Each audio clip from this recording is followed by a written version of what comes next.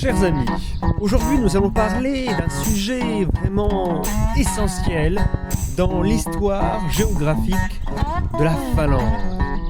Il s'agit bien évidemment des forêts. Mais tout ça, vous le saurez après le générique.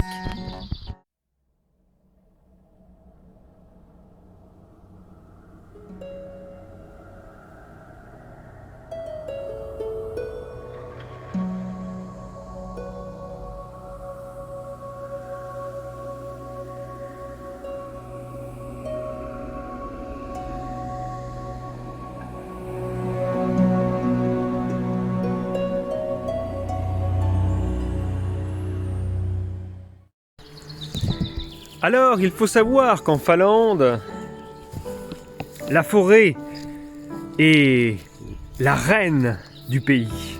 Effectivement, elle représente 71,6% de sa superficie, soit 26,3 millions d'hectares. On y trouve pas loin de 30 espèces d'arbres, mais il faut en compter 3 principales: le pin sibérien, l'épicéa et enfin le bouleau. D'ailleurs, j'ai eu l'occasion de boire ce qu'on appelle l'eau d'arbre, le mala, qui est l'eau que l'on trouve à l'intérieur du bois de bouleau. La forêt appartient essentiellement au secteur privé, 52%. 35% de ces forêts, bien évidemment, appartiennent à l'État. Et puis le reste, les 8% restants, l'industrie sylvicole. Et c'est sur quoi nous allons vraiment parler, l'industrie sylvicole, puisque depuis des années, on va dire même près de 2 décennies,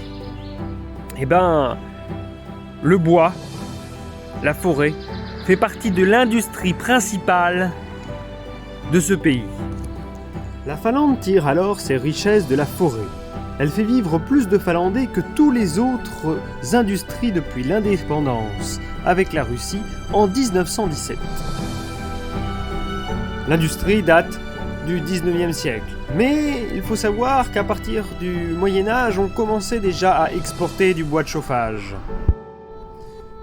On exporte un petit peu comme à l'image des rondins de la Dordogne sur les canaux, le bois de chauffage vers les pays voisins tels que la Suède, les pays baltes.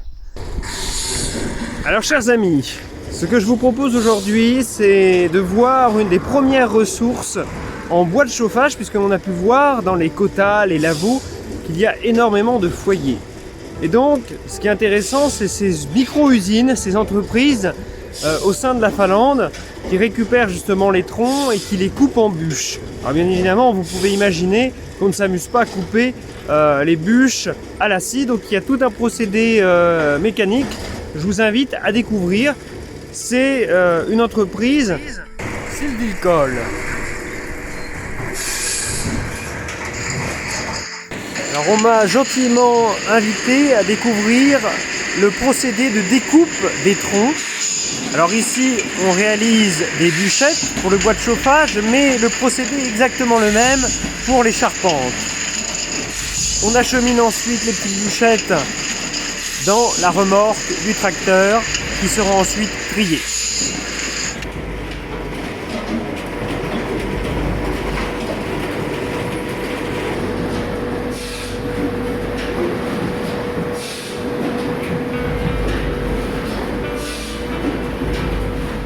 Vous voyez, une fois que les bûches sont découpées, elles sont mises comme ça dans chaque sac qui seront ensuite livrés aux différents bénéficiaires. Et puis éventuellement dans un de nos quotas ou lavaux. Allez, on va continuer notre chemin.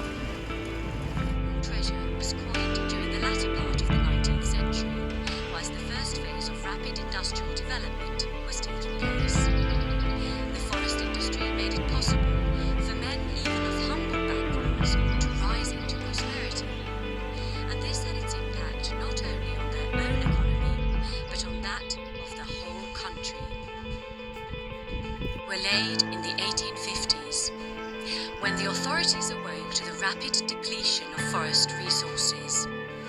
Laws were then issued to regulate and oversee forest use. Their guiding principle was simple but strong. Let not the forest be destroyed. It was on this principle that Finns forged their national forest strategy once the country had gained. Parlons maintenant d'une chose essentielle à la vie de tous les jours. Le réseau mobile, la 4G. Effectivement, les opérateurs en Suède et en Finlande sont ultra performants. La Suède est même classée en première position parmi les meilleurs opérateurs et réseaux de 4G en Europe. Et cela est dû à une chose, l'implantation d'antennes téléphoniques quasiment tous les 5 km dans un rayon en hectares.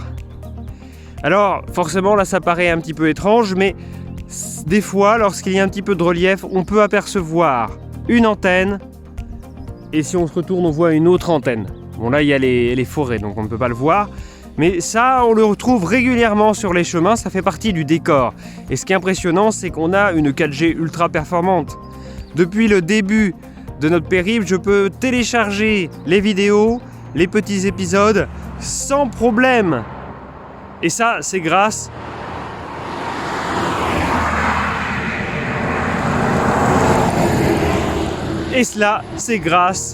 au réseau mobile de ces pays qui ont su faire face à l'immensité de leurs forêts.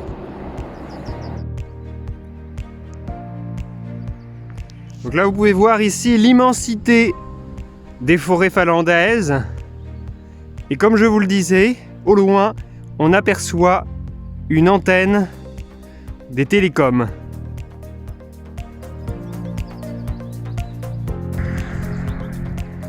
Parlons maintenant de l'agriculture et des terres. Comme vous avez pu voir, les forêts de sapins, de pins prennent quasiment la plus grande superficie de la Finlande. Et il faut penser aussi aux denrées alimentaires et agricoles. Et cela, ça se traduit par quelques hectares seulement, je pense surtout sur les littoraux du territoire en Finlande. Si au centre on a énormément de forêts, les littoraux eux privilégient un petit peu le territoire agricole. Mais par rapport à la largeur du pays, il est clair que de toute façon ça paraît complètement minime, et lorsqu'on voit quelques superficies de terres agricoles, on a l'impression que ce sont des oasis à l'intérieur des forêts. Donc il faut côtoyer en général forêt et terres agricoles.